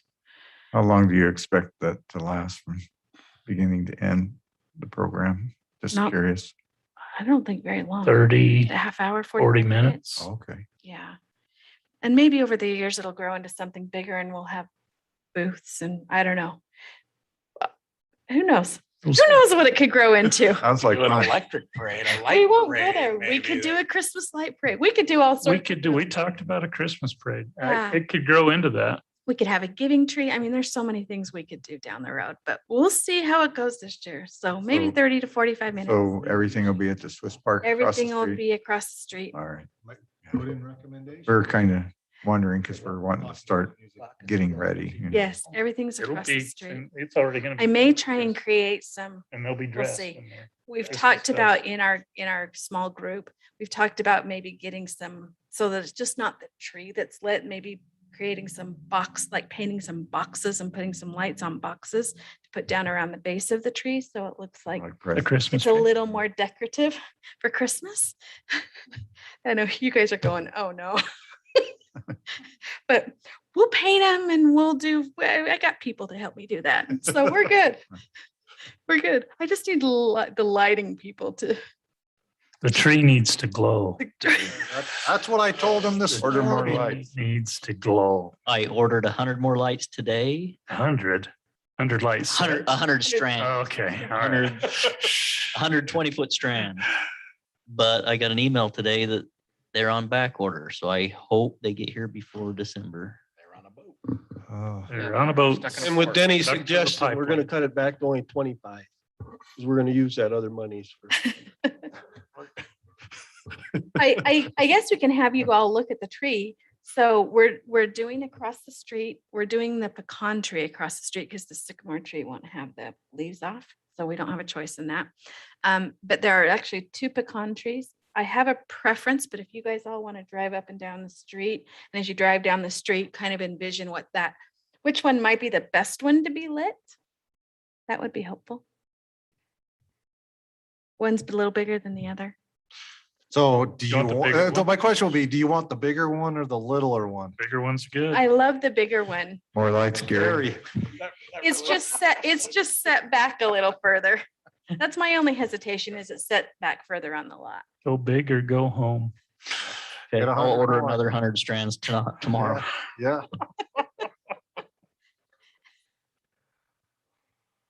Yeah, I don't know, and we might need to be first in line at Hearst to get some lights. Telling you, you got to get up there, staff get up there and sit down with Buck. And now's a great negotiating time. So Right. Does he got a CO yet? he does. All right. Yep. You guys blew it. We blew that. Yeah. Of course, I guess we can shut his power off on his opening day. We have options. Did that answer your question? Did I give you enough information to be I think dangerous? so. You looked nervous as she was talking, like. Yeah. Thank you. Anything else, Brad? No. Thank you, sir. Chief? Yeah, so September was pretty busy for us. Every weekend we had an event that we were involved in. Starting with Heritage Days in Ivans, and then we had Iron Man the following weekend, and then we had Swiss Days. And so we've been real busy every weekend. Also, we did have our wildland crew that went for a second deployment to the Bixi fire in California. And they got back on the 27th. So they've been back about a week, maybe a little more than a week, but that was their second time out there. They also helped out at that Oak Grove fire during the month of September. And we did have a little fire up in Snow Canyon, wildfire that we took care of. We're doing a lot of work on the grounds up there at Rachel Station. As far as the landscaping, we're getting that worked on. Devin Hill's got a lot of skills, and he's taken that project under his wing and working on that with some of our staff, our part-time people and our full-time people. And we're using some equipment from the Public Works and appreciate their help there. We've got a lot of training coming up during these winter months. We just finished an Officer 1 class that we sent 3 individuals to. And then there's an ADO pumper class that they're attending, which will give us some more engineer apparatus operators, which will be good for us. And let's see. Ty's looking at doing burning some of those piles that are up by that detention pond that was built. I think there's some work that needs to be done up there. So we're going to look at doing that now that we have open burn season and that we can start doing some burning. The one across the street? Yeah. Yep. It's right up here, Peach Circle, I think, right around there. So, and yeah, any other questions or anything for me? I met with at Utah League of Cities and Towns. I met with a state senator named Ron Winterton. He works with the CIB, and there's an engineering firm down here, Kim Campbell, that does design for fire stations. And to meet with Gary Zabriskie, this is the time to start the application process with the CIB. And if we're going to pursue it, we might as well get an idea of what we're pursuing. Yeah, actually, Kim Campbell drew up our plans for the remodel at the Rachel Station. Good. That we modified and didn't go with, but I'm familiar with Kim. He did sell his business to another He's engineering firm. Working with Jones and DeMille. Yeah. And anyway, Ron Winterton is a good contact for us because he's working in the state legislature to kind of change the CIB into a more state uniformed grant process rather than loan process. So anyway, we just need to get it pursued if we're going to pursue it. Okay. Yeah, we'll get that information and go forward on that. Okay. I was going to ask about your approach at the Rachel Drive Station. I saw some staff up there working on it. Is it working? Is it done? Is it tested? Yeah, that was Dustin's crew, Casey and the boys.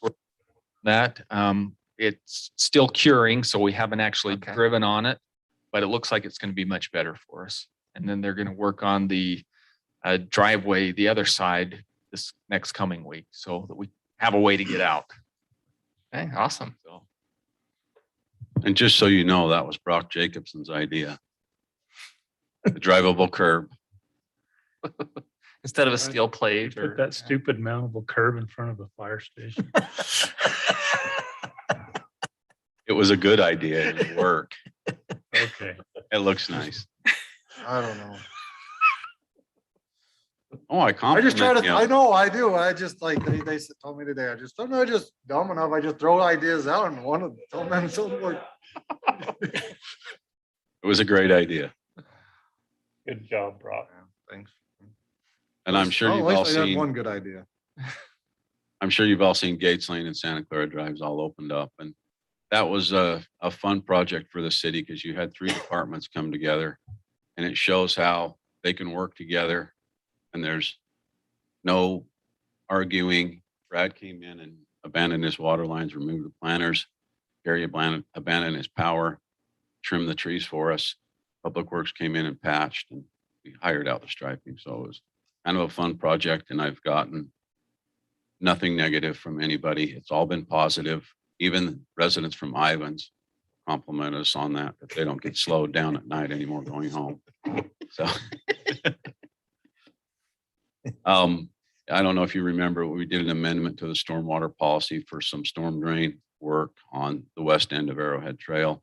We're getting ready to start that. We just got the design on that. So Public Works should be down there in a couple of weeks starting on that. We received our beautiful new 10-wheeler dump truck today. And I want to thank you for your support and letting us get that. And it's a great addition to our fleet.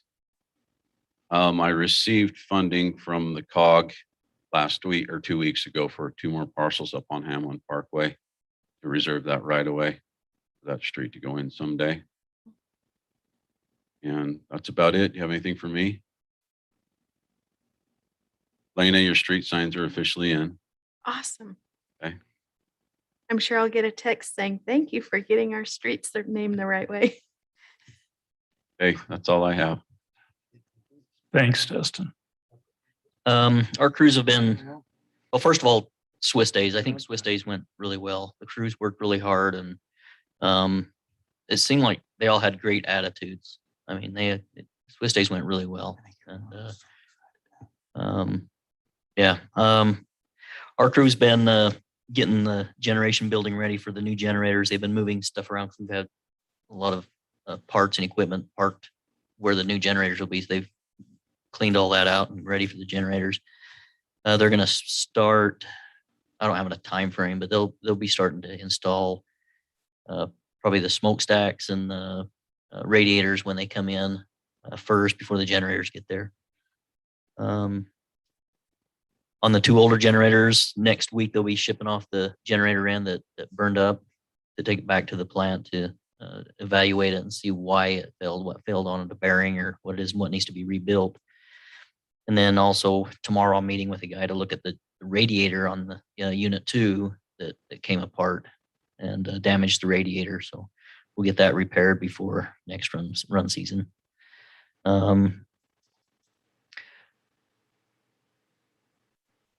We've also received the bids for our Hassel substation upgrade and our new SCADA system. We had a $200,000 budgeted for the Hassel substation, but we're only doing a partial of it, just putting in new controls that will communicate with the new SCADA system, and then we'll use the rest of the money for the SCADA system. So we'll have that all up and running before the new generators get here. So other than that, that's all I have. Any questions?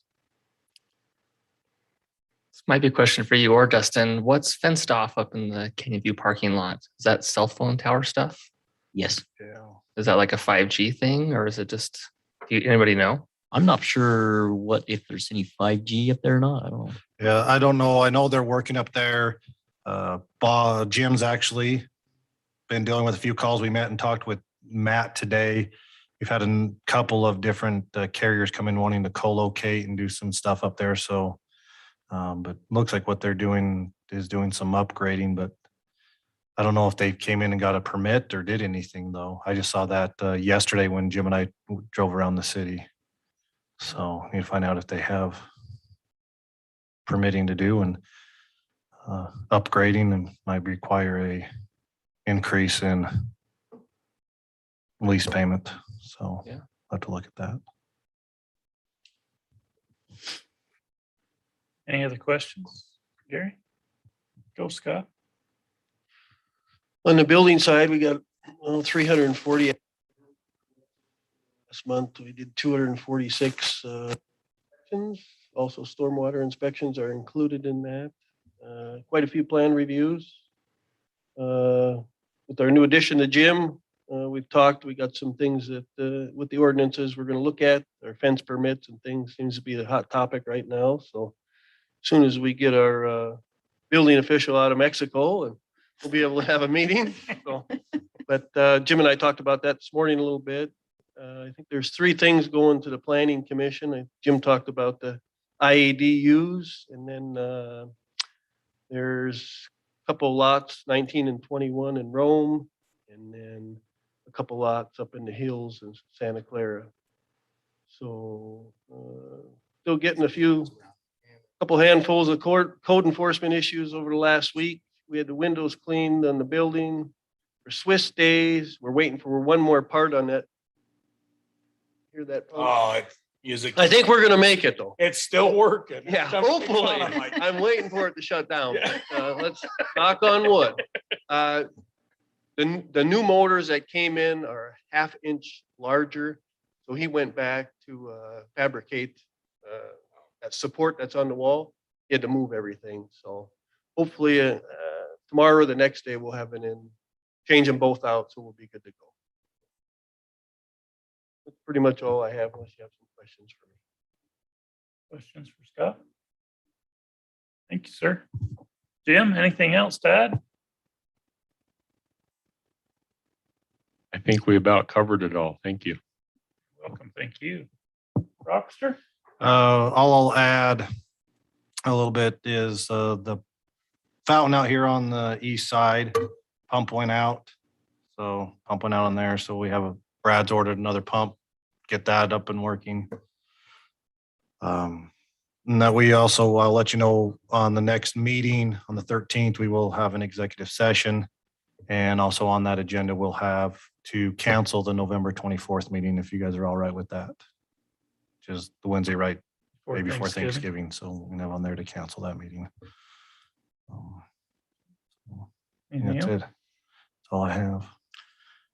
We've been invited to the grand opening at Bucks.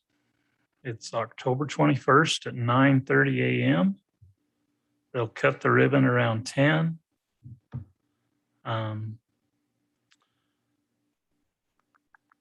It'll operate from 8 to 9 each day, close on Sunday, 25,000 square feet with full departments and hardware, lawn and garden, power tools, sporting goods, home decoration, toys, and barbecue.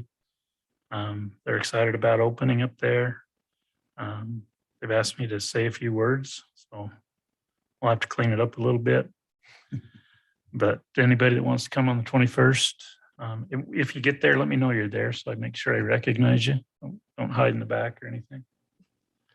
And Chief, did they talk to you on that about having an engine there, or did they've got a really good gift for the fire department? And I think they would, but I think they would love to have an engine there, but they've got a really good gift for you. So I think that's something they've done. I didn't know if they'd talked to you yet. Oh, fantastic. Cool. Good deal. I do have a couple of questions for Brock. Go for it. Have we gotten our ARPA money yet? Or is that Yes. still in limbo? No, we've received our first tranche Okay. of our. Have we decided what we're doing with it yet? No, Okay. no. So the ARPA funds, if you want me to get into that a little bit. So ARPA funds are limited roughly to 3. We've talked about 3 avenues: water infrastructure, sewer, or broadband internet. We've had some discussion with staff. We've had few discussions. So we received the first one. I want to say it's just under $500,000. We end up with just over 900,000 is what we end up with. Of deciding how we want to spend it. There's opportunities, I think, in the water. We got to redo our SCADA system, which is part of water. So there's a bit of our water infrastructure. Brad has some stuff with some controllers in our water infrastructure that needs to be replaced. We could use it, I believe, to go try and buy water shares. See if we want to sell any water shares. There's also talk about water line on Vineyard, doing the water line. You could do that. And It talks about not using it for asphalt, but if it's asphalt because you dug up the road enough to do the water line, I think you can use it even to repatch the asphalt. So those are options. Other options that don't go into site, those three. Other option you can use it for is revenue replacement. That doesn't fit. I'm not happy that we can't. I'm okay because our revenue didn't decrease, so that was a good thing. So we don't get to use it that way. Did with population dropping. Oh, it did. Maybe that was pandemic caused. I mean, the way our numbers are down. So the other option that you can do is call it hazard pay. You can give your employees either an increase in hourly rate, or what most municipalities that are doing this that I've read about is they're just doing like a bonus of like a hazard pay for working through COVID. So those are options. There's also, you can go back to similar with CARES Act. You can do some business grants. You can do rent assistance. You can do utility assistance. There's one we talked about, giving a credit on utility accounts. So those are a few of the Could we things. use it on adding to our secondary water system? I believe you can. I'm It's just a kind of water going back to infrastructure. what the governor asked us to do, something that's going to last long enough that people actually pay for this debt will still be able to use it. And so, or I've thought about getting our water from the sewage plant here somehow, paying for a pipeline. I don't know. Just Well, and I think a bit of the irrigation controllers or stuff to help out, for the future, buying water shares is to the future. Even the water line on Vineyard, that's to the future. But you talk about, I'll say one of the hard parts for us is you talk about the secondary system or even to the reuse is you look at those funds and you were getting just under $1 million. Most of our projects, if we get down to all those, that only covers a portion of what that project's going to be. Because I think there's a lot of, you look at areas that don't have secondary and love to go in and say, hey, let's go in and put secondary in. But that cost, if you go like the old Heights of Santa Clara, go all the way from like Sagebrush heading south to Canyon View and to try to put in secondary in that. I mean, I can imagine what that cost would be. I mean, think of them trying to do the broadband internet and their projections, what, $3 or $4 million and that's what it would be, every bit of that. So I would love to, and I'm all in favor of doing things that will last and they're here for the future. But some of them are just a little bit prohibitive of cost unless we go another route of a funding source to be able to do it. So. okay. My second question was, I was looking up what we're all getting paid on the transparent.utah.gov website, and it shows that all the council members get benefits. Do you know what those benefits are? Is it just the way it's sent to the state, or? Nice chair. I won't. No, I it won't shows make it shows in 2020 I got $742 in benefits. Have a Twix. There we go. All the candy you can eat. So I'm just curious what those benefits are, because I don't know if I've ever actually gotten those, or if it's just the way it's sent to the state or something. It's I noticed the something. mayor's is really high in benefits. It's probably because you have your insurance paid through your, I pay it, yeah. I pay my benefits. Yeah, it looks. but I think it looks still like- goes as benefits for you. It doesn't show that you paid that. So it's just kind of interesting. Yeah, I don't know on the benefit side, because currently you could look at, is it taxes? Is it the payroll tax side from the city? It could be that number. I don't know. So anyways, I just thought that was interesting. I didn't know what that was. Yeah, I've never looked to see that on that site to how it goes, but benefit wise, there's nothing in. Because we don't get. Unless retirement. you guys want to go to policy change, and it's all right. I wonder if it's based on first class, second class. Because there is a dollar amount before they consider you available, be compensated with benefits. And I don't think the city of Santa Clara has ever paid enough for the council to make them qualify. Gotcha. I'd be curious now, Mayor. Hey, you got me curious I'd be now. pulled up right here, actually. I'm looking for a check before I go home, Brock.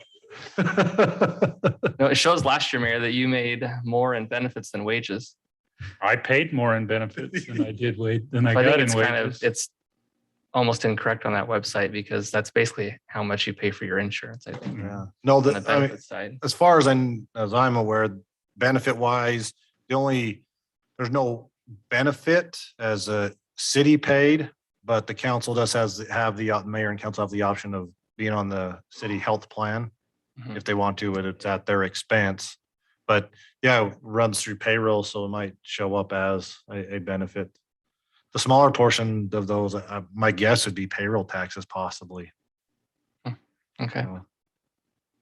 Like a Medicare. I just Googled Utah employee compensation. I'll get it from you or leave. Um, And anything Water else, districts- Jared? That was it. Thank you. Water district's still working on the conservation measures. They're getting a lot of disagreement among the city on how to deal with large lots, backyard landscaping requirements where typically they're not required for COs, how they were going to enforce it. There's a water summit that's being organized by the county, Adam Snow. It's going to be mid-November. The county is actually preparing the model ordinance. So they're working on that. Hopefully we'll get it soon. They may wait and open it up at the water summit, so we'll see. COVID front, the public has let down their guard this year compared to last year. Less masks, less vaccinated percentage. Health department's expecting a much larger flu season, and the hospital's full of COVID. So there are some concerns out there, and still encouraging people to get vaccinated and get your flu shots. They do expect flu to come, and there's without the masks.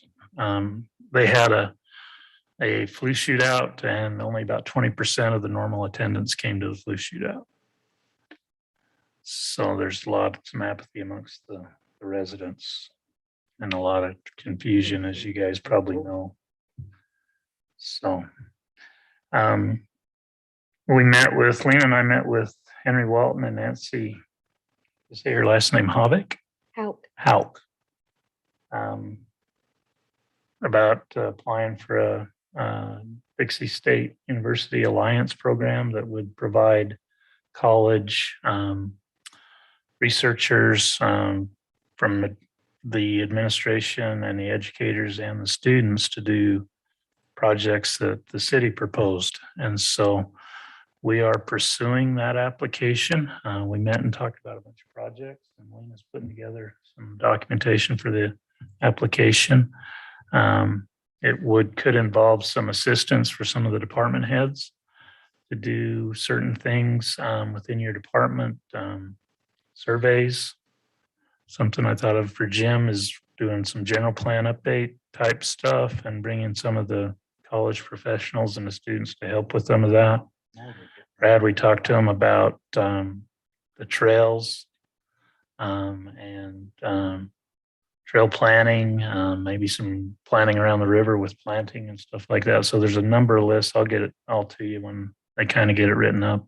And if you see this list and see something else, make sure you let me and Lena know fairly soon. It's got to be into them by the 15th of this month. So we got a little over a week to get it in, but there's some grant money available right now to fund the city's cost on it, which will probably run out in subsequent years. And so we're kind of making a push to get on the next year funding cycle with them. And they seem fairly excited to have Santa Clara do it.